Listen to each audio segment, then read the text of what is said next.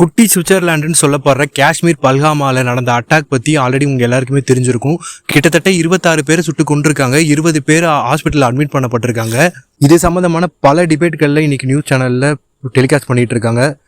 இதில் சோகமான விஷயம் என்னென்னா, சுட்டுக் கொல்லப்பட்ட 26 பேருமே சரி, ஹாஸ்பிட்டலில் அட்மிட் பண்ணியிருக்க 20 பேருமே சரி, இவங்க யாருமே கவர்மெண்ட் அஃபிஷியல்ஸோ இல்லை பொலிட்டீஷியன்ஸோ கிடையாது.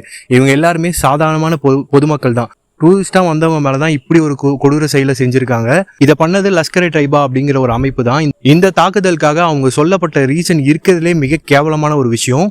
2019 அப்புறம் காஷ்மீர் பேனல் போட்ட எல்லா ஸ்பெஷல் ஸ்டேட்டஸையும் ரிமூவ் பண்ணி பாண்டிச்சேரி மாதிரி அதுவும் ஒரு யூனியன் டெரிட்டரி தான் அப்படின்னு சொல்லி இந்தியன் கவர்மெண்ட் இது பண்ணியிருந்தாங்க. அதுக்கப்புறம் கிட்டத்தட்ட 85,000 இந்தியன்ஸ் அங்கே செட்டில் ஆகுறாங்க. அது எங்களுக்கு பிடிக்கல அப்படின்னு சொல்லி அதுக்காக தான் இந்த டெரர் அட்டாக்கை பண்ணோம் அப்படின்னு அவங்க சைடில் சொல்கிறானுங்க. இந்தியன் கான்ஸ்டிடியூஷன் படி ஒரு இந்தியன்ஸ் எந்த ஸ்டேட்டில் வேணாலும் போய் செட்டில் ஆகலாம். அது நம்மளோட உரிமை. நீ உன் உரிமையை செஞ்சாலே நான் உன்னை சொட்டு கொள்ளுவேண்டா அப்படிங்கிறது ஒரு மிகப்பெரிய கேவலமான ஒரு விஷயம். அதை தான் இன்னைக்கு அந்த லஷ்கர்-இ-தொய்பா பண்ணியிருக்காங்க. இதுக்கு முன்னாடி 2008 மும்பையில் நடந்தது மிகப்பெரிய விஷயமா பேசப்பட்டிருந்தது. இப்போ அதே ரிப்பீட் ஆயிருக்கு 2025. இந்த கேவலமான விஷயத்தை இதுக்கப்புறம் நடக்காம இருக்கு. இந்தியன் கவர்மெண்ட் ஸ்ட்ரிக்டா ஒரு ஆக்ஷன் எடுத்து இதை ஸ்டாப் பண்ணணும். இந்தியாவில் இருக்கிற பல celebrity super star ரஜினிகாந்த்லேருந்து Ram Charan, Akshay Kumar வரைக்கும் எல்லாருமே இதுக்கான குரல் கொடுத்துட்டு இருக்காங்க. இறந்து போன 26 பேர் மற்றும் அவங்க குடும்பத்துக்கும் என்ன ஆறுதல் சொல்றதுன்னு தெரியல.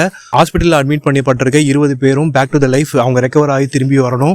அமைதி பூங்காவான இந்தியாவில் இப்படி ஒரு கேவலமான விஷயம் நடந்தது உண்மையிலேயே மனசுக்கு ரொம்பவே கஷ்டமா இருக்கு. ஸோ இதுக்கு மேலே இந்த மாதிரி ஒரு விஷயம் நடக்காது அப்படின்னு சொல்லி நம்ம எல்லாருமே தைரியமாக இருப்போம்.